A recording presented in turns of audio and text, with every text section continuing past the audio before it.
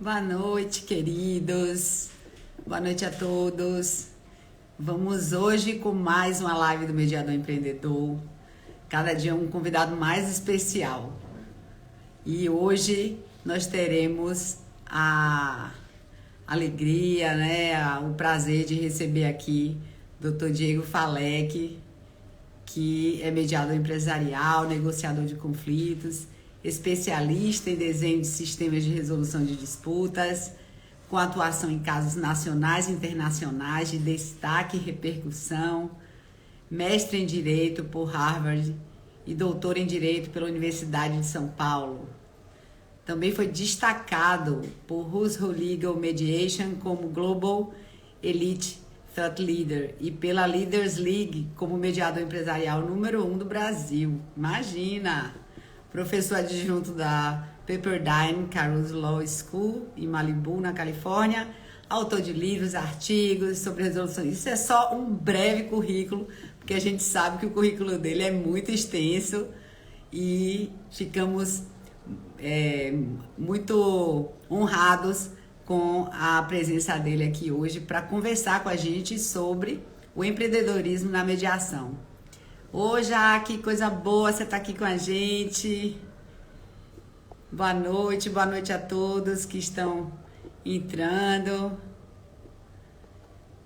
Está chegando aí nosso convidado de hoje, que vai ser um bate-papo incrível. Olha ele aí. Tudo bem? Boa noite, Tudo Zé. bom? Tudo bem? Tudo bom, Diego? Queria agradecer muito sua participação aqui conosco, né, nessa live aqui da Jornada do Mediador Empreendedor, porque nosso objetivo é fazer os mediadores e os advogados empreenderem na mediação, na negociação. Então, agradeço muito o aceite, né, do seu convite aí para compartilhar com a gente um pouquinho da sua vasta experiência. Rosane, eu que agradeço o convite, é um prazer estar aqui com você. Espero em breve estarmos juntos de novo. Já tem muito tempo, né, que você veio aqui participar daquele fórum que fizemos da comissão. Foi tão agradável quando você veio. Foi muito bom. Espero que em breve você retorne. Então, geralmente eu começo a live perguntando um pouco da trajetória, né? Tipo assim, como é que você começou? Quando você conheceu a mediação? Como você entrou nessa questão da mediação, da negociação? Como foi esse início de percurso? Eu acho que tem muitas pessoas que têm curiosidade em saber mais sobre isso. Boa noite a todos, viu, que estão entrando. Sejam bem-vindos.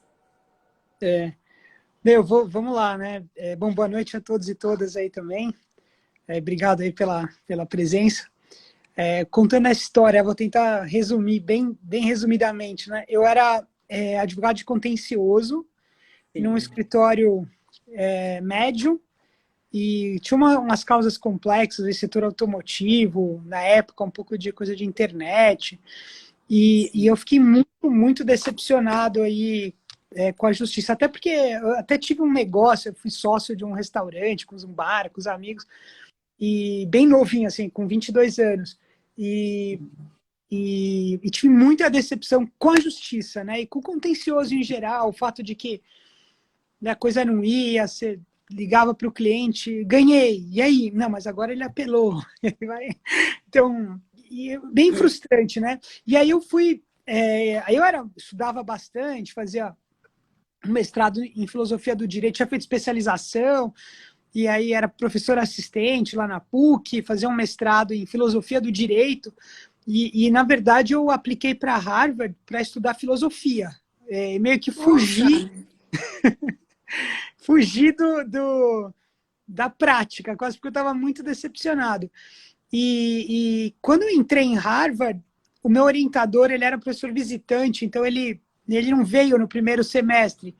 E aí eu peguei todas as matérias de negociação, de pensamento jurídico, de ferramentas analíticas, e fui, assim, acabei saindo da rota, né? Enquanto aguardava, né, para fazer filosofia. E quando ele chegou, eu peguei algumas matérias de que eu acho que tem até a ver com a negociação, né? O Law and Economics, enfim, os fundamentos aí do pensamento jurídico. Acho que tem coisa que é ligada, né, no pragmatismo, né, uma coisa que te muda um pouco no realismo jurídico norte-americano, que também é uma mudança, né, do civil law para o common law, né, você conseguir ter uma visão mais prática, né, e, e aí eu mudei de ideia. E aí eu peguei uma matéria, inclusive, com o Frank Sander, né, que é Nossa. o homem do século da mediação. Ele virou meu mentor, que era um grupo de leitura de DSD de um crédito. Que era primeiro no planeta Terra, assim, né? O tema sobre dispute systems design. Começando mesmo. E aí eu estudei muito negociação e muito dispute systems design e outras matérias. Na mediação, eu não peguei, até confessar aqui, eu nem peguei a matéria de mediação. Porque caía deu conflito de agendas, eu não consegui pegar, porque era o David Hoffman que dava, que é um mediador de família, né? Aliás, todo mundo fala que Harvard é business e tal. Mais empresarial, né? Professor de mediação de Harvard é um mediador de família. Ele também faz empresarial, tal, mas ele é notadamente do tema de família. Mais uma referência, né, em família. Sim. Aí eu voltei para o Brasil, aí eu realmente abandonei essa ideia de filosofia e acabei voltando para o Brasil, acabei indo para o Ministério da Justiça. Sim. E teve o acidente da TAM. Sim. E eu tinha estudado o caso do 11 de setembro e tal, e eu usei aquelas técnicas para desenhar um sistema. E enquanto eu estava desenhando o sistema, você tem uma etapa que você analisa os mecanismos processuais e era óbvio que a mediação era perfeita, né? Porque você tinha uma questão emocional. Subjetiva. E aí a gente... E assim, na época, você tinha um pessoal falando de mediação, assim, mas no empresarial, assim, você não tinha conhecimento, né? Você tinha já algum movimento, mas assim, nada que assim, os escritórios empresariais tivessem conhecimento, participado. Não tinha um caso assim, 2007. Mas a gente implementou a mediação. E eu nunca tinha mediado, né? E tive que selecionar e treinar mediadores, né? Mediadoras. E a partir daí eu vi o poder da mediação. E aí saí daí fizemos de novo no caso da Air France. E quando eu saí do governo, isso foi 2011, eu não sabia o que fazer, que eu era um cara técnico que estava lá no Ministério da Justiça, não era político. E aí vieram me procurar, um caso muito grande de resseguro internacional. E eu falei, poxa, eu vou abrir o escritório, esse caso justifica, assim, abrir um escritório, né? E abrir o escritório. Então, essa foi o começo de tudo, assim. E vou falar para vocês, não foi fácil, assim. Hoje eu tenho 11 anos de escritório. Justamente eu queria saber esses desafios, né, que você teve, assim, né, para começar tudo isso. E você começou a buscar mediadores para trabalhar com você nesse projeto. No Datan, na época, sim. E depois na Air France também. Mas era um caso, hoje, né, olhando, era um caso relativamente pequeno, né? A gente teve duas mediadoras no caso da TAM. Sim. E chegou a ser três, mas durante o período foram só duas, no caso da Air France. Sim. E deram conta, viu? Assim, porque enfim, não era um número hoje, né, que eu lido com grandes crises, né, casos de milhares de pessoas, né, para o volume que a gente tinha de trabalho, foi tranquilo. E dessa experiência foi que veio a ideia do livro. Foi porque era um campo de estudos, né? E aí em 2000 o DSD é um campo de estudos que muito incipiente no mundo, né? E eu basicamente tive acesso a toda a literatura, né? E usei essa experiência, né? E é um jeito também meio norte-americano de você fazer a teoria com base na prática, no case, né? Eu escrevi Sim. um artigo em 2009 sobre o caso da TAM, que foi publicado na revista de arbitragem e teve uma repercussão muito boa, assim, muito boa. Acho que várias universidades começaram a colocar ele no currículo, aquele artigo repercutiu muito bem. E aí eu entrei depois no doutorado com essa tese, né? E fiz ela na USP, e aí foi o meu livro, que foi a minha tese de doutorado. Uhum. E nesse início, voltando um pouquinho, né? Nesse início quando você resolveu montar o escritório e tal, quais foram os desafios, assim? Quais foram as dificuldades que você encontrou, assim? Eu acho que, assim, a primeira coisa, né? Eu acho que eu já tinha uma reputação, né? Porque o caso da TAM e o caso da Air France ficaram famosos no meio, né? Uma reputação, eu diria assim, meio de nicho, assim, né? Então, os escritórios que participaram, as pessoas que souberam da efetividade do caso conheciam, né? E aí eu tive coragem, era um caso muito grande, era um caso de, na época, um claim de 700 milhões de dólares, e o dólar não tava 5 para 1 na época, foi em 2011. Assim, eu saí saí no em janeiro, estava em sei lá, 10 de janeiro eu estava em São Paulo, 2011, assim, no dia 11 me ligaram, assim, olha, temos um caso aqui para você. E era um caso muito grande, tinha 40 stakeholders, assim, porque eram resseguradores ingleses, resseguradores lá da Bermudas, o ressegurador nacional, a indústria, é um caso bem complexo, assim. Então eu falei, poxa, esse caso justifica e fazer esse movimento. Mas, assim, apesar de eu estar num caso grande, num caso... o volume de casos sempre foi um problema, Sim. né? E o faturamento, assim, porque se você é um advogado, às vezes, né, é uma coisa mais fácil de vender, você está num escritório, numa estrutura maior, se você tem uma receita recorrente, né? Eu acho que o volume de casos de um mediador empresarial é sempre um problema. Então, eu estava sempre nos casos grandes. Aí, por causa desse caso, me consultaram do seguro, me consultaram para um caso de construção. E aí, um outro caso de societário. E aí você fui pegando sempre o suficiente para manter o sonho vivo, né? Mas a ideia era que cada mês era um, sabe, Era um desafio. um desafio. Cada mês que eu sobrevivia fazendo mediação, eu falava, ó, esse mercado existe. Não foi fácil.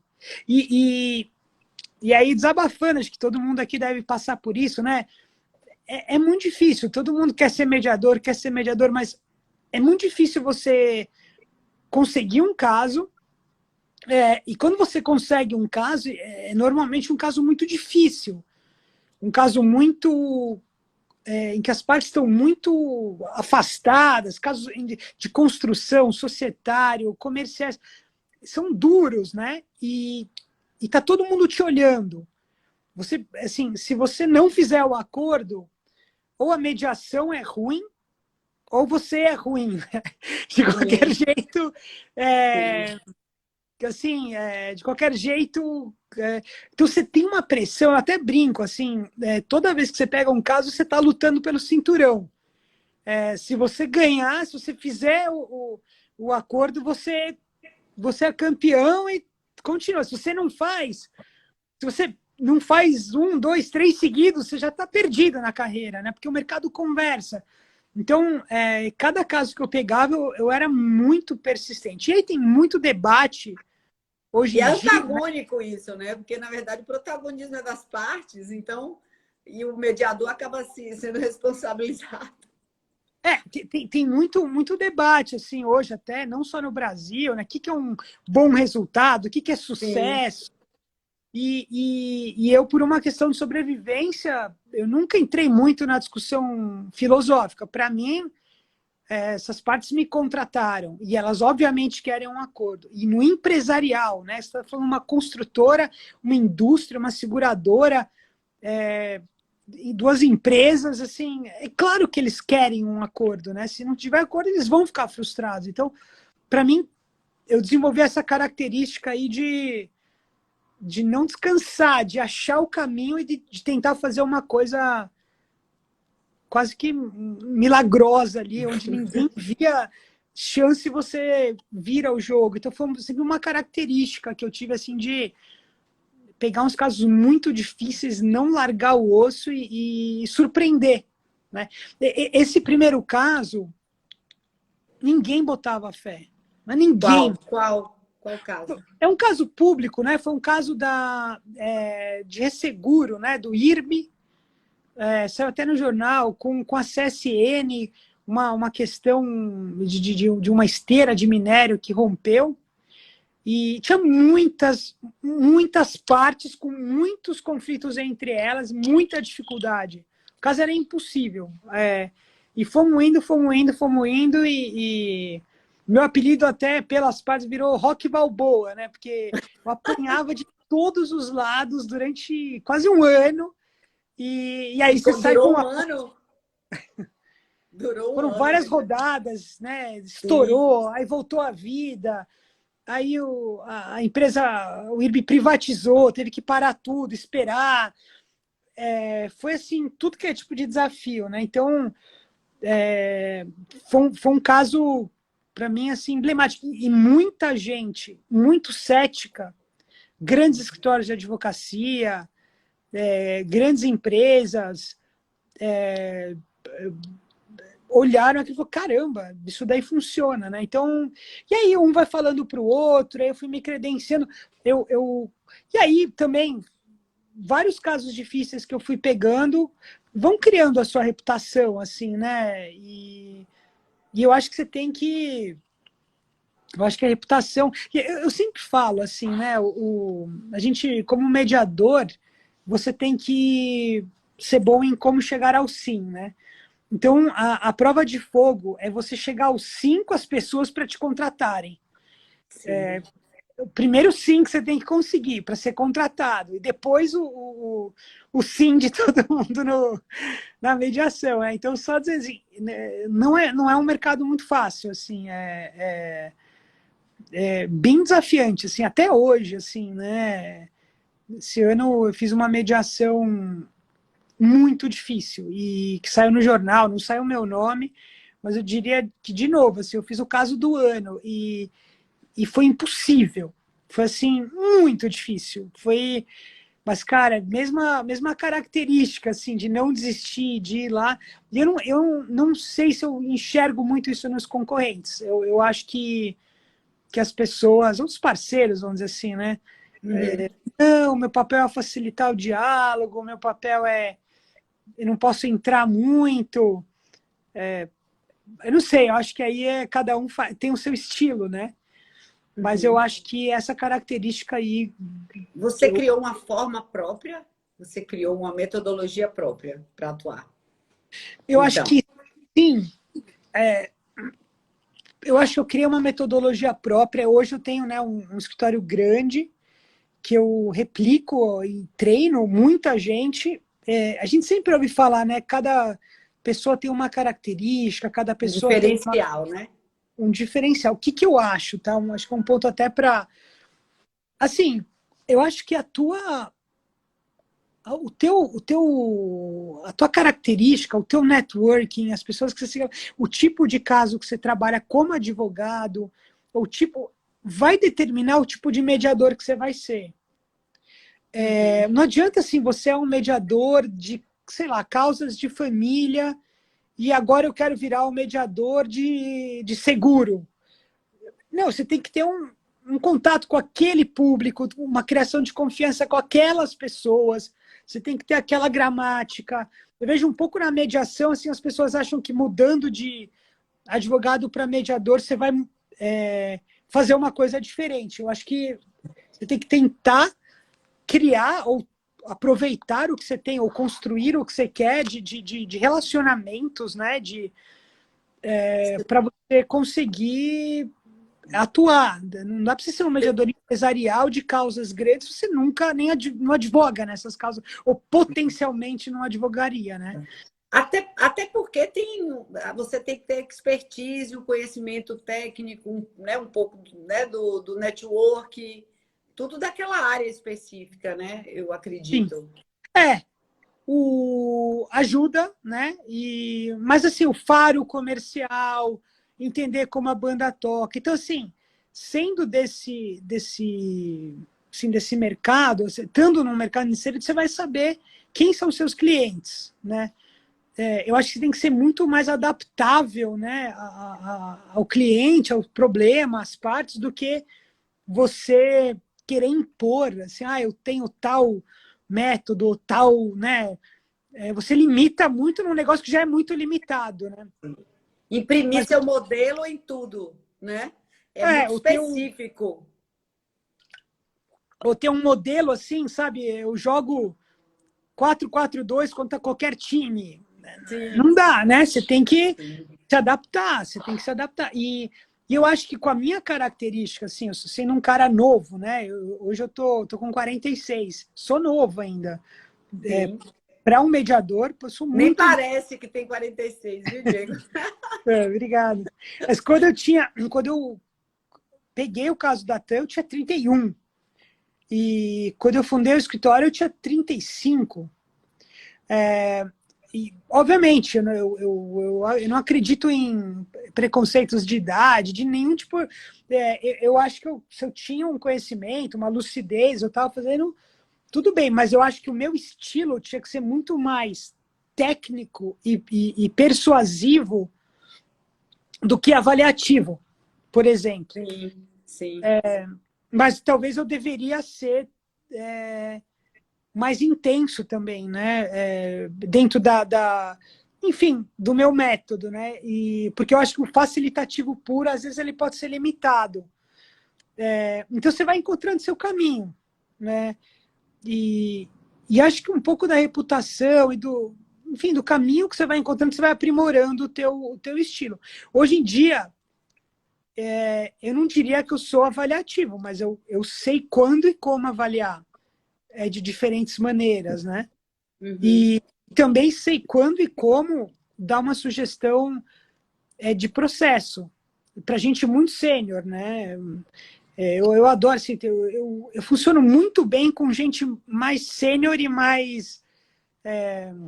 Estou num caso essa semana tem um fundo de investimento americano, uma empresa, num projeto no Brasil, é um cara com MBA em Harvard, super sênior, um cara genial, assim, e se bobear, presidente de um grande fundo de investimento que está num negócio, uma obra no Brasil, e eu converso com ele e falo, cara, você precisa... ele estava frustrado aqui do outro lado, uma parte, eu falei, puxa, tem uma técnica aqui que você não vai reclamar com o cara, você vai falar do seu sentimento, né? Eu estou frustrado que tal pessoa não compareceu, porque daí ou o cara vai te acolher ou ele vai ter que te dar uma justificativa, ele não vai brigar de volta, né? Sim. E quando você vê um cara sênior assim, ele tô com esse problema, então coloca desse jeito, ele vai lá e coloca e dá muito certo. É o que eu chamo desse estilo mais propulsivo, assim, você formata a comunicação quase como um técnico. Aí tem gente que fala, pô, mas tem gente que não quer um técnico, todo mundo sabe negociar. Até aí você tem que ter jeito de educar com empatia sem parecer que você está sendo professoral. E gente muito boa, né? Eu tive um outro caso que também era uma briga internacional e o inglês, na verdade era um holandês, uma empresa, ele virava para o parceiro dele brasileiro e falava um não assim, redondo, assim, não, a gente é sócio, meio a meio, só vai dar certo se os dois falarem assim, eu tô falando não, tu para de ser criança e não vamos adquirir a outra empresa, porque eu falei não, eu tenho dia de falar não. Aí chamei o cara e falei, cara, você já ouviu falar do não positivo? Né? Aí tem toda uma técnica, né, de botar um sanduíche. Primeiro explicar os motivos que você... a sua lógica, depois o não, ele não precisa nem dizer, ele, depois você fecha num tom positivo, e no caso ele perguntando, porque um lado não queria comprar mais a empresa que o outro se vinculou sem autorização dele. Uma pergunta, o que eu posso fazer para te ajudar a sair dessa, né? E quando o cara super sênior virou para mim e falou, cara, eu não acho que é esse o problema, não é o jeito que eu tô dando, mas eu vou fazer o que você tá falando. Um cara muito sênior, é um cara que era contratado para fazer o turnover das empresas, uma lenda o cara. Imagina. Ele pegava uma empresa devendo, em um ano estava com lucro. E era o caso. E uma das metas dele é só manter os negócios que você tem foco, tirar o que era o contrário do que os brasileiros queriam. Mas só para dar. E ele foi lá e fez. E eu falei, ó, se você entregar mal esse não positivo, é a sua responsabilidade. Se você entregar direitinho, eu garanto. Ele entregou direitinho e, cara, abriu, sim, a avenida e fizemos um acordo. E o cara, pô... Então, assim, eu acho que...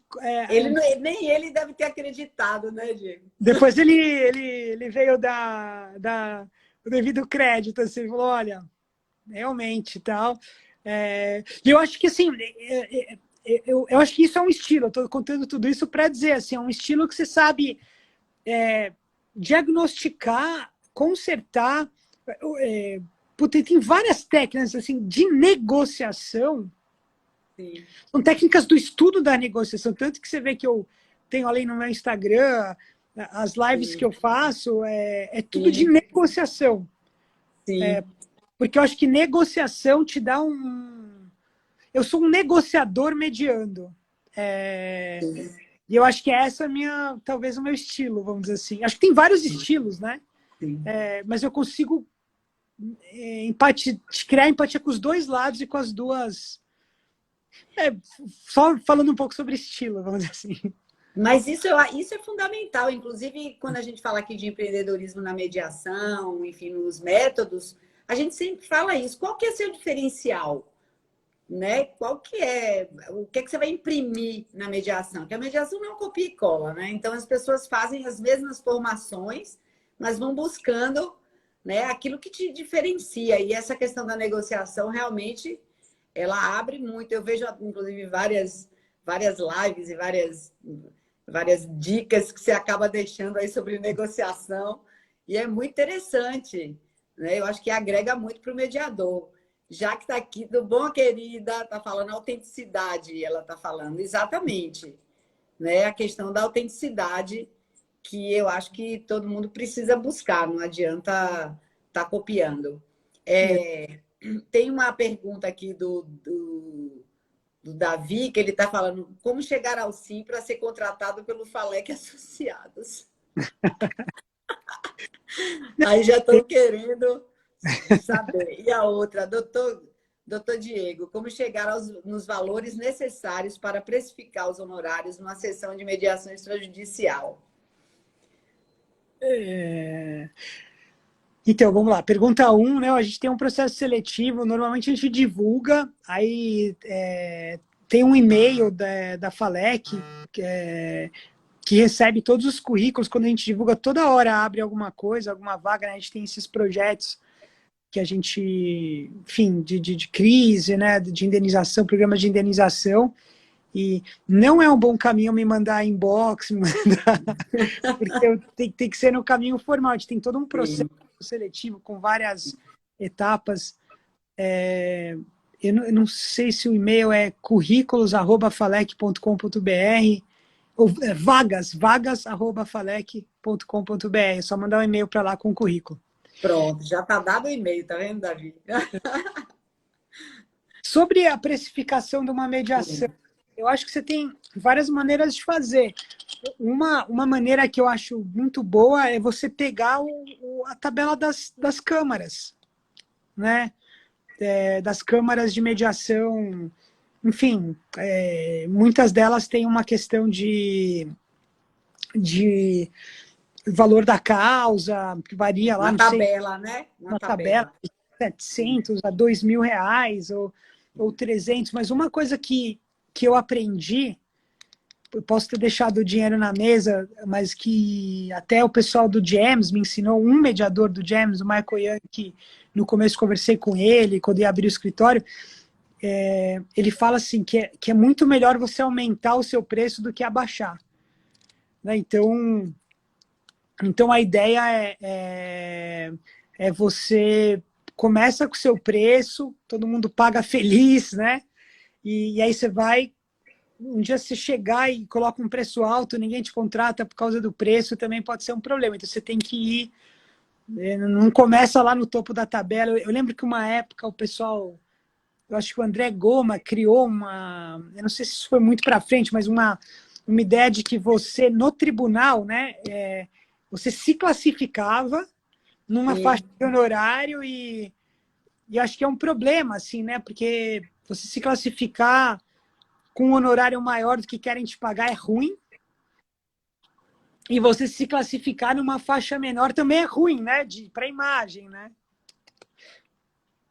Eu tenho uma visão, assim, que talvez isso não tenha sido perguntado, mas eu acho que, assim, eu estudei muito, talvez, acho que eu fui o primeiro cara a ler aquele artigo Making Peace and Making Money. Não sei se o pessoal já ouviu falar, mas eu tenho quase certeza que fui eu o primeiro cara a ler isso. Depois eu passei para todo mundo que eu podia, né? Uhum. Foi uma análise feita aí em 2000, começo dos anos 2000, é uma análise econômica do mercado de mediação nos Estados Unidos. Uhum. E o insight que eu percebi, por isso que eu até falo que toda mediação é uma luta pelo cinturão, que eles falam que a mediação é um que eles chamam de winner takes all market. Hoje em dia você tem uma expressão até melhor, né? Winner takes most.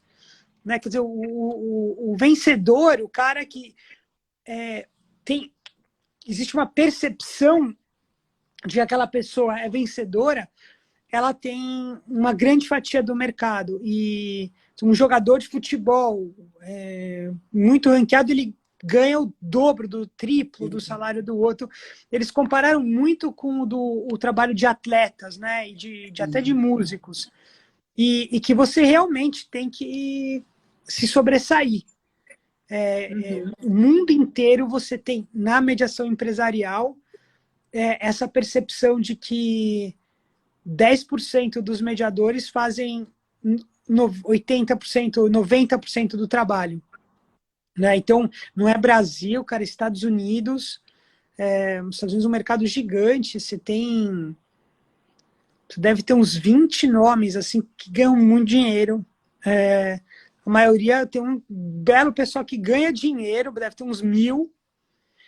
E o resto corre muito atrás, deve ter mais de 10.000 correndo atrás, né? Então, não é um mercado fácil. Mesma coisa na Austrália, mesma coisa na Inglaterra, na França você vai ter lá 2, 3 que pegam todos os casos empresariais. Então, é um mercado difícil. Eu acredito que...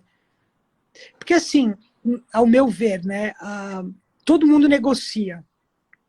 E se você quer trazer um cara, aceitar um terceiro e pagar ele para ele facilitar a sua negociação, tem que ser alguém que realmente as pessoas tenham uma confiança e uma percepção de que essa pessoa vai agregar.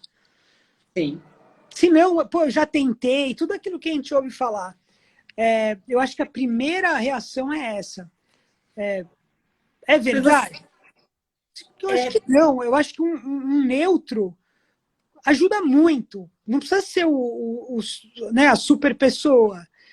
Mas eu acho que essa percepção para contratação continua sendo essa. O caso tem que ser um caso muito difícil, que a parte fala, pô, eu não resolvo sozinho, e no empresarial tem que ser alguém que tenha essa...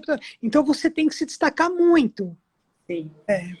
E você não acha que essa questão de colocar a cláusula de mediação, né, e arbitragem nos contratos, né, das empresas, você não acha que isso já começou a ocorrer? Você está vendo um movimento nesse sentido? Ou ainda continua muito desconhecido, né, o método para a maioria das empresas? Assim, O que é que você pensa disso? é que eu tenho uma teoria, né, de que eu acho que eu vivo um mundo meio. Porque assim, eu não corro atrás, eu me coloco à disposição assim de quem quer, né? Eu acho que Sim. você convencer uma pessoa que não quer é perda de tempo, o que você tem que fazer é procurar quem quer. E tem um monte de gente aberta, né? Então, É eu isso acho que que eu acho que meu interesse é esse em saber, né? Você acha que as empresas têm conhecem que existe essa possibilidade? Como eu acho que ninguém hoje, você dizer que tem alguém contra a mediação, eu acho que essa pessoa não tem ninguém que fale mediação é ruim, é um negócio que não funciona.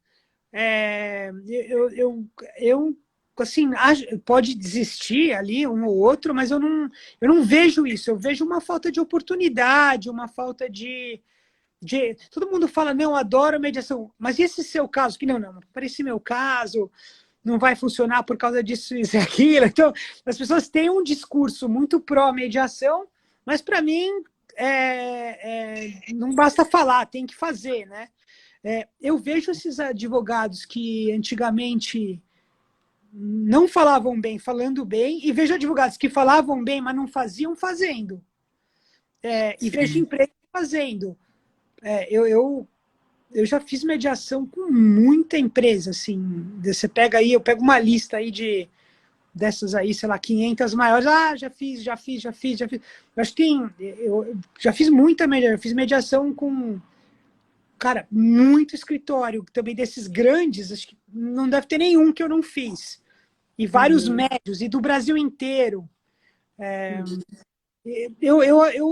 Mas assim, tem volume, eu tenho um monte de gente aqui, tem volume para todo mundo, a gente tem muito caso dos projetos, né, que a gente entra, são milhares de casos. Mas assim, eu acho que eu sou uma das únicas pessoas totalmente ocupadas com mediação empresarial. Eu acho que você conta no dedo, assim. Então deve ter um problema assim de um discurso que não está sendo colocado em prática, mas eu não acho que. E aí eu acho que cabe você persuadir, conversar, entender.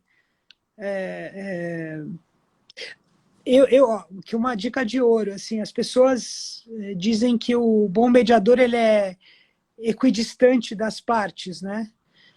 A minha visão não é essa. Eu acho que um bom mediador ele é igualmente próximo. Porque se você não tiver uma proximidade, se a pessoa não confiar em você, você não tiver os ouvidos dos dois lados, tiver um lado que você não tem o ouvido, você é menos efetivo. Que você tem que ter a imparcialidade, que você não pode pender para ninguém nunca, mas você tem que ser igualmente próximo. E isso é uma dica também de networking, né? Sim. Você tem que estar próximo, por exemplo, dos grandes escritórios, dos pequenos, do poder público, você tem que estar próximo de todo mundo, né? Transitando, né? Transitando, assim, no começo da minha carreira, tu fala, pô, esse cara transita, por exemplo, no mercado de seguro, né? Ou você advoga para segurador ou para segurado. Você Uhum. quem pula o balcão na recuperação, ou você advoga para credor ou devedor. É Sim. raro, né? E assim por diante. No mercado você sempre tem posicionamentos, né? E aí você não consegue transitar. Então, você ter alguém que conversa com credores, que conversa com devedores, um cara que conversa com seguradores, conversa com os segurados. Ninguém, sabe, todo mundo deixa. Alguém tem que transitar, não vou ter preconceito porque ele foi jantar com o presidente da seguradora. Não, legal, eu sei que você foi visto com um cara, assim, eu acho que até se reforça, assim, você tem que tomar cuidado, você não pode, enfim, tem que tomar sempre cuidados, assim, não vai É. patrocinar um negócio que vai contra o interesse do outro, você tem que estar sempre, mas você tem que estar próximo Você de fica todos. ali no limite, né? Nessa linha, né, tênue. Porque se você transita bem, você é útil. Então, assim, eu acho um outro ponto aí importante. Então, várias perguntas aqui, viu, Diego? Uhum. Estão perguntando aqui sobre a questão se você poderia citar exemplos de como passar essa confiança e essa percepção para o cliente. Querem saber também como é que se demanda, mas eu acho que você já respondeu, porque você disse que já criou um nome com o seu trabalho e tal, e o escritório, e voluntariamente as pessoas te procuram, né? Essa demanda já é espontânea, vamos dizer. Mas se Mas você assim, só dando uma dica para alguém que está está saindo começando, do zero aqui, né? é, Eu acho assim, você tem que criar uma reputação. O pessoal até brinca comigo de ser muito. Até no primeiro evento que a gente fez, me deram o troféu Capitão Nascimento. Então, a gente fez um ano de lá de programa, festa de fim de ano, o mais empático, o mais assertivo, o mais organizado. E aí criaram teve premiação. mas sendo bem, assim, você tem que criar uma reputação acima da média. Né? Se você for uma pessoa mediana num mercado em que só quem se destaca pega tudo, você não vai. Então, acho que você tem que estudar, você tem que dominar, você tem que criar. Você não pode estar na multidão, você tem que dar um jeito de se destacar. Estuda num lugar diferente, publica alguma coisa melhor, não é só publicar, não é só ir num evento falar, fale alguma coisa que ninguém nunca falou. Então, tudo que você faz, você tem que tentar sair essa relevância, né? da multidão. E aí, eu acho que o que você tem que fazer é se posicionar e convencer alguém a te pagar para fazer isso. Uhum. Seu trabalho aí é conseguir ser o primeiro caso. Pegando esse caso, você tem que trabalhar bem. Né? Eu digo assim, tem que fazer o acordo? Não, cara, mas as partes têm que entender da sua mediação que ou saiu um acordo, ou saiu um diagnóstico muito claro de aonde que está o problema porque não teve acordo. A pessoa tem que sair satisfeita, né, com o teu trabalho. Valeu a pena. Então, eu sei que eu fiz tudo que eu podia para conseguir um acordo, eu estou indo brigar convicto de que fiz tudo. Né? Então, eu acho que você tem que... Não estou dizendo tem que... Mas você tem que prestar um serviço, na minha visão, de que a parte sinta que valeu, assim, que ela diagnosticou, que ela fez um investimento que valeu a pena para saber que agora que ela vai se mergulhar numa briga, ela fez tudo que ela podia, enfim, ou entender exatamente qual é o obstáculo para futuramente esse acordo até sair, mesmo sem você. Então você tem que fazer um bom trabalho. Uhum. Essa pessoa vai falar bem de você. Uhum. Aí você vai ter uma outra oportunidade, vão falar bem de você. E aí você vai continuando todo esse conjunto de coisas. Uma hora você vai ver, você tem lá 10 casos, 20 casos e um monte de gente falando bem de você. Uhum. E aí você vai galgando. Criando essa autoridade, né? E o júri, e você tem dificuldade com... Agora, acredito que não, mas essa questão do jurídico das empresas, eles mais atrapalham ou colaboram? Eu acho assim, eu acho que ajuda. Assim, às vezes não dá para se dizer que o gargalo é o advogado externo, às vezes às vezes não é, às vezes é o cara que quer, às vezes o gargalo é o jurídico interno, às vezes não é, né? Às vezes é dentro da empresa, você tem assim, o jurídico tudo bem, né? Mas de repente o engenheiro da obra, o lado técnico não quer assumir o erro. Às vezes você teve um provisionamento daquela demanda que não leva em consideração, né, o que aconteceu e é muito difícil de alterar dentro da empresa. Então, a alçada é insuficiente por causa de uma questão contábil. Então, assim, eu acho que dentro de uma empresa você tem vários gargalos aí para uma mediação, para um acordo. Mas eu em regra, acho que quando as partes se convencem que o acordo é bom, acho que a participação do jurídico externo e interno é muito boa. Contribui muito. Às vezes você vai, né? Vamos agora para a conversa de CEOs. É legal, assim, mas você tem que pelo menos superar uma etapa, assim, que o jurídico ajuda a construir, né? Se ele tiver com esse, né, com essa colaboração, eu acho que realmente vai dar um resultado, né, bem diferenciado. Mas outra coisa também é essa questão dos honorários. Sempre perguntam, né, os mediadores, todos os mediadores querem viver de mediação. Mas, assim, como construir, né? Como precificar? Como, para quem está começando, né? Porque a gente está falando para um público que, ou advogados que querem começar a incluir a mediação, né, na sua prática, ou mediadores que querem justamente criar esse mercado, né? Se querem se diferenciar. Então, como é essa questão que você vê sobre honorários, né, de mediação? Eu acho que, assim, as pessoas, em um certo momento da sua vida, se a pessoa não te dá dinheiro para você fazer algo para ela, né? Se a pessoa não confia em você para te dar um caso, para você mediar, e ela te pagar de volta, você está em apuro, você está querendo um negócio que... Então, assim, para dizer que eu sou contra você fazer de graça, você mediar de graça, eu acho que você passa um recado muito ruim e eu nunca vi alguém que... Eu só vejo relatos, pô, mas eu tô há anos lá no tribunal mediando de graça e não aconteceu nada. As pessoas não valorizam o que elas não pagam, né? Então, eu acho que você deveria... Eu acho que é uma ilusão você fazer mediações de graça, achando que isso vai te levar para algum lugar. Então, cobre, né? Acho que você tem que ter... Porque é real.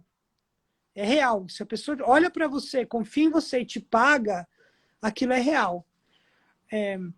Cara, assim... Porque, assim, de algum modo, eu acho que muitos mediadores também têm aquela coisa de... Porque a mediação traz a pacificação social. Então, eu acho que tem pessoas que podem levar para esse cunho. Não que a pessoa não possa fazer a mediação, né, gratuita, né, voluntária lá. Mas, pelo menos na minha prática profissional, eu vejo muitos com dificuldade de valorizar o trabalho, né, do mediador, enquanto mediador, da profissão de mediador, assim. E muitas vezes associa isso com algo que é tão nobre, né? Você trabalhar o conflito, que às vezes não tem uma dificuldade justamente em cobrar. Mas, ao mesmo tempo, é essa cobrança que vai mantê-lo na própria profissão. Então, tem um entrave aí, né? Você não acha que passa pela questão da autovaloração também? Nesse contexto, né, de mediadores e empreendedores, eu acho que é um grande erro você fazer de graça. Também acho que é um erro você, de novo, né, você ficar insistindo com quem não quer, ficar tentando convencer. Eu acho que você tem que estar mais se posicionando perto de pessoas ou buscando pessoas com a cabeça mais aberta, ou que já é uma energia muito mais bem gasta você procurar as pessoas certas para te contratar do que você ficar tentando convencer as erradas. E eu acho que aí você vai cobrar, pode ser até que aí você tem que alinhar incentivo, né? No começo da minha carreira, eu tive várias mediações que eu falei assim, ó, você quer testar, pode ser que esse negócio não dê certo, né? Você não quer investir muito. Então, me paga, não sei, cada lado me paga R$ 5.000. Sabe, uma briga aí na casa de R$ 1 milhão, ou um pouco menos até. Cada um me paga R$ 5.000, que é um valor, né? Não dá nada, né? Com o tamanho da disputa perto do que vai gastar. E se eu fizer o acordo, cada um me dá mais 15. E No eles começo topavam. topavam, porque o cara gastava 5, que não era nada, e, e aí depois eu fazia o acordo e eu tinha as minhas estatísticas, né? Na época eu trabalhava com a estatística de 75%, então eu fazia a conta, né? Você tem que também pagar contas e tal. E era muito Como bom, é assim. essa estatística? Como é essa estatística, Diego? Não, eu tenho uma estatística, assim, para alguns tipos de caso que eu tenho. Putz, alguns tipos de caso eu tenho 100%, alguns tipos de caso eu tenho 80%, 75%, alguns tipos de caso eu tenho 60%, 70%. Tem uma característica de casos que eu fiz 3, que eu tenho 0%, mas eu acho que foi que é briga de honorário de advogado. O advogado que o cliente deu um chute na bunda dele, desculpa a expressão, e não pagou o honorário. Essa daí eu tive 3 casos e nenhum acordo, mas eu não acho que é o tipo de caso, acho que foram as circunstâncias, né? Mas eu tenho briga societária, eu tenho um nível muito alto de acordo. Quando você pega no nicho de startups, assim, eu tenho 100% de acordo. Construção, que é um tema difícil, eu tenho algo aí, preciso fazer as contas entre 60 e 70, e são casos bem difíceis. Então você tem que ir olhando, né? O tipo de caso e o que você tem. Mas você tinha feito uma outra pergunta? Não, eu estava querendo justamente saber disso, porque as pessoas falam muito isso, como precificar, porque tem mediadores que cobram por É. sessão, tem mediadores que cobram pacote, né? O que eu vi, eu estou vendo hoje, é que ninguém mais está muito afim de pagar êxito. Esse modelo, com o tempo, ele ficou obsoleto, eu não sei, eu até gosto dele, mas hoje você pode cobrar por hora, eu acho que é o mais. Tem aquela ideia de você ter um. Nas câmaras, né, você tem um piso, mas você não tem um Sim, cap. Às vezes, sim. quando você vai fazer ad hoc, as pessoas falam: você quer pôr um piso, você tem que pôr um cap. E aí você faz uma conta, né, aproximada, sei lá, um caso normal, assim, até 40 horas a gente descobre se vai ter um acordo ou não, e estourando, acho que em 60 horas, uma mediação raramente passa de 60 horas de trabalho, um caso que não é múltiplas partes, então, vou algo entre 20 e 60, né? Uhum. Tem gente que cobra valor fixo, os americanos cobram valor fixo por dia, Por dia. enfim, tem várias Eles maneiras. cobram fixo por dia? Eles têm um modelo muito maduro, assim, de que a gente chama do acordo no dia, o settlement on the day, né? Então você se prepara e se tranca e você sai à noite com ou sem um acordo, né? É um modelo bem americano e inglês também. Nossa, Eu tento fazer, eu já fiz isso várias vezes, não vai ser combina. Eu acho assim, com a regra combinada, você consegue. Mas para eles é 1, 2 dias, dependendo do tamanho do problema. Para eles, assim, você tem que focar, sentar e resolver. não tem Diferente. nenhum espaçamento entre um encontro e outro. E conversando com os mediadores, agora teve o encontro do International Academy of Mediators em junho, conversando com eles, deu para ver que não é mais tão bem assim, né?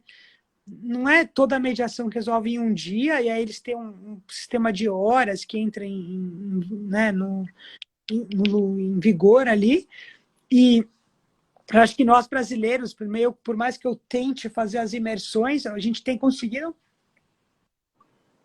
mas a gente também não vai mudar para um modelo de imersão, apesar de que ele é muito, muito vendável, né? Pô, a gente vai resolver teu problema em um dia, a gente vai fazer uma preparação, talvez uma conversa prévia com cada lado, em dias diferentes, e um dia a gente se tranca.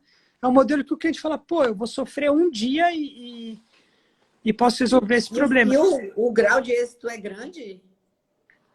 Cara, é grande, assim, eu confesso que eu tenho feito, eu cheguei até a ver que horas do dia que eu conseguia. Teve uma que eu, que, sei lá, começa, vai, 8, 9 da manhã, eu acho que a minha melhor foi 11h30, eu já tinha conseguido um acordo. 2h30, teve coisa que foi até 10 da noite, e a gente teve que ir para um dia seguinte, ou ficou uma pendência. Mas toda vez que eu falei vamos, tem sido exitosos, assim. Mas é difícil, assim. Eu fiz toda uma preparação, o caso fica maduro, você faz as É partes. isso que eu estava dizendo. O grau de consciência deles deve estar bem alto para poder, né, ir para uma mediação Mas assim. prepara, né? Você prepara, você estuda o caso, você conversa um dia com um lado, conversa com o outro, você faz um alinhamento, já vê as alçadas, já vê se os contatos para dar as alçadas estão disponíveis. O caso tem que ter uma certa conformidade para isso. Tem casos que falam, não, isso aqui é impossível a gente fazer em um dia, tem que ter uma conversa técnica, tem que ter isso, tem que ter... Mas quando o caso está... Você vê que o caso está maduro e se prepara muito o espírito, né? Dá certo. Tem um comentário aqui de Pedro dizendo que conquistou, Pedro Poente, dizendo que conquistou a segunda colocação como o melhor negociador da Camarb, representando a Camarb 2022, aplicando uma série de conceitos e técnicas que você está expondo aqui, né, no seu conteúdo. Ele tá agradecendo. Inclusive, essas competições são muito úteis, né, Falei que eu sei que o escritório de vocês tem, inclusive eu fui avaliadora até de uma das competições, e isso estimula muito, né? Não, muito, muito. Acho que as competições são muito boas. Eu acho que os casos são muito legais, dão uma experiência para os alunos, né? Muito sênior, né? Num momento no começo da carreira, então eu acho uma experiência maravilhosa aí de desenvolver habilidades, de testar e de abrir o mercado. Quer dizer, todos esses alunos que hoje estão lá na competição vão ser decisores, né? E vão ser pessoas que já têm uma cabeça mais aberta, mais repertório de técnicas. Há muitos anos eu invisto nisso, né? Desde 2000, a primeira competição, eu fui como técnico em 2008, como técnico da FGV São Paulo, e na CCI em Paris era a terceira edição da competição pioneira, né? E fui técnico por 8 anos, e a gente apoia assim todas as competições, a Camarb, tem a Viena, tem agora a competição do CPR, né, que inclusive eu sou co-chair, né, e a Falex Society está apoiando bastante. Até recomendo aí para os alunos se inscreverem, né, inscrições abertas aí para a competição internacional do CPR, que vai ser em São Paulo, presencial, né, lá no INSPER. Então, eu e toda a equipe aqui, todo mundo aqui foi técnico, todo mundo, a gente incentiva demais as competições.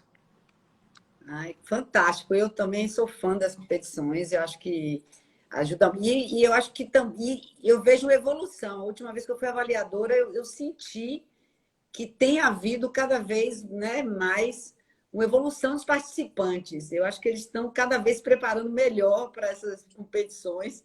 O nível está altíssimo. Eu fiquei impressionada essa última da Camarb. E eu acho que está de parabéns aí por esse incentivo.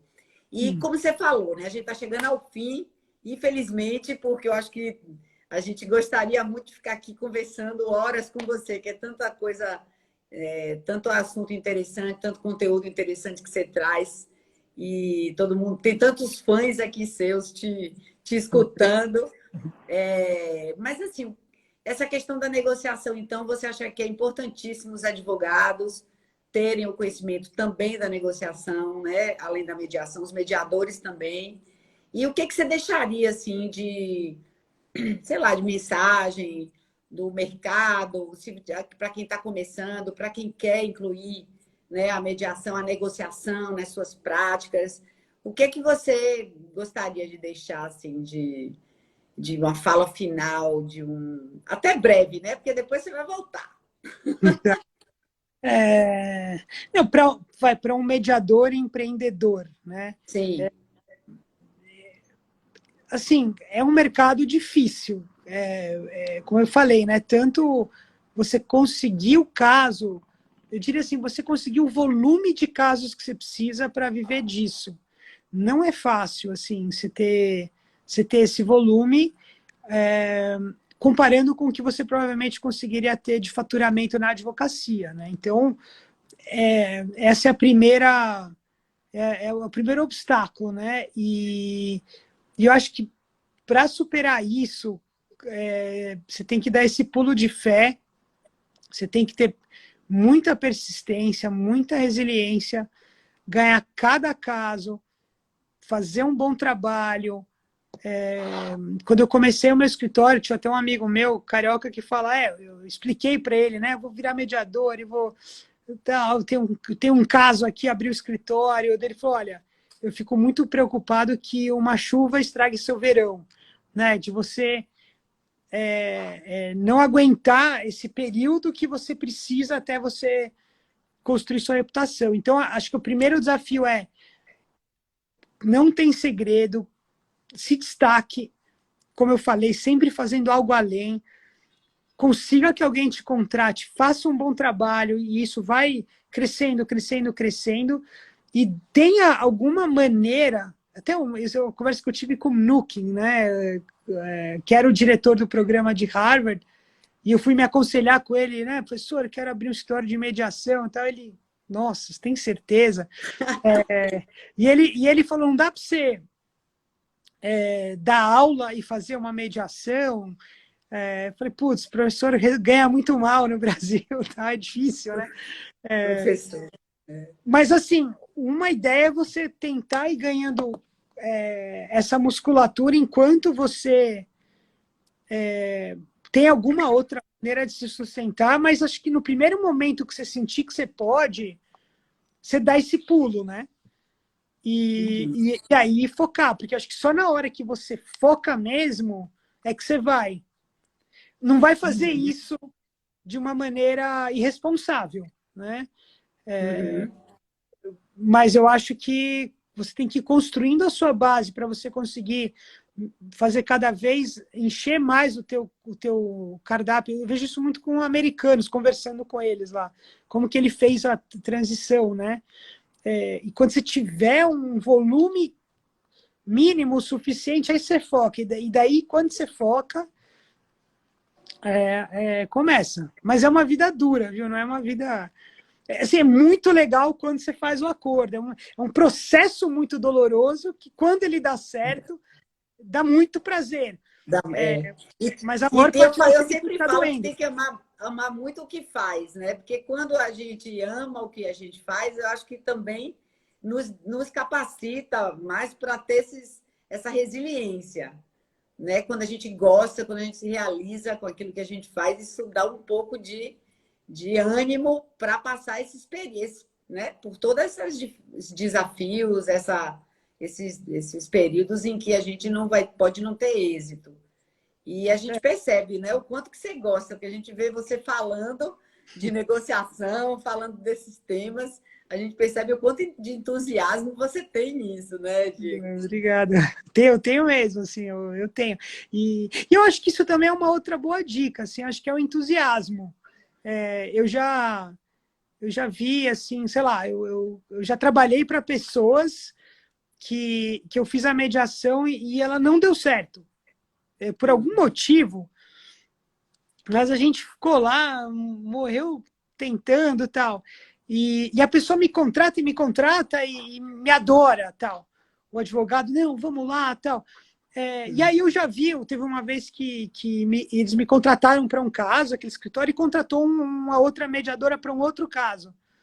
E eu estava fazendo concomitante, assim. O meu não deu certo, mas não deu certo, não deu certo porque um lado sumiu da mesa. Não foi assim. E o outro lado saiu o acordo. E com aquela mediadora. Daí eu falei, pô, legal. Você fez lá com a outra e fiz, não sei. Como é que foi? Foi.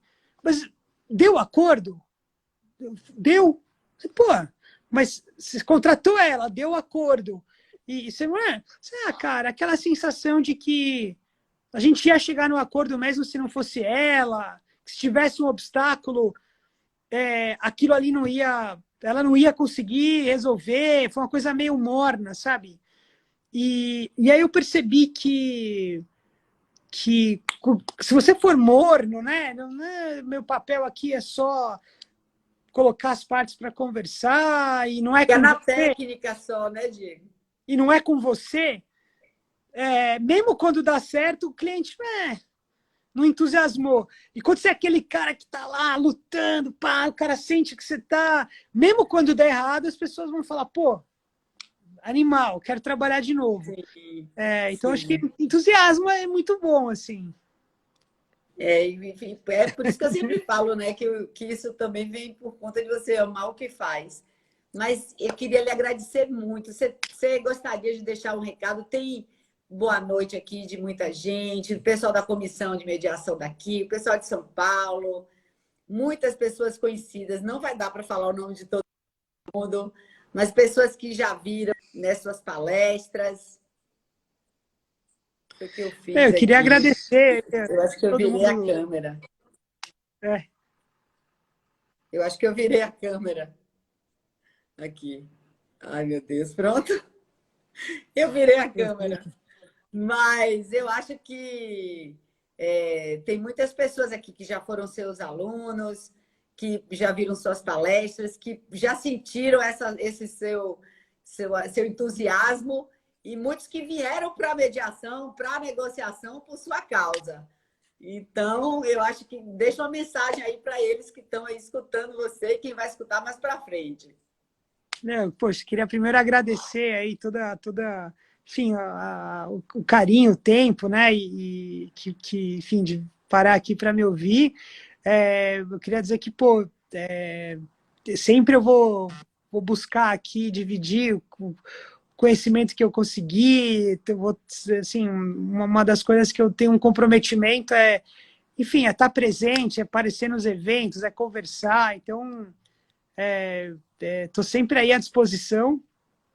Às vezes, né, as pessoas me mandam umas mensagens, né, que eu não olho muito de direct de Instagram, de LinkedIn, mas acho que, no geral, assim, eu acho que eu estou imbuído aí nessa missão de ajudar. Enfim, então podem contar comigo, e também com várias pessoas que eu estou vendo aqui que trabalham comigo, da minha equipe, que a gente está sempre abertos aqui enfim, a ajudar, a contribuir para quem está aí nesse caminho aí da pacificação. Que bom, muito obrigada, Diego. Foi maravilhoso. Eu acho que o pessoal aqui gostou muito. Estão até dizendo, vão lá ver o TEDx lá do Diego Falec, que é muito bom mesmo. E agradeço demais a sua participação.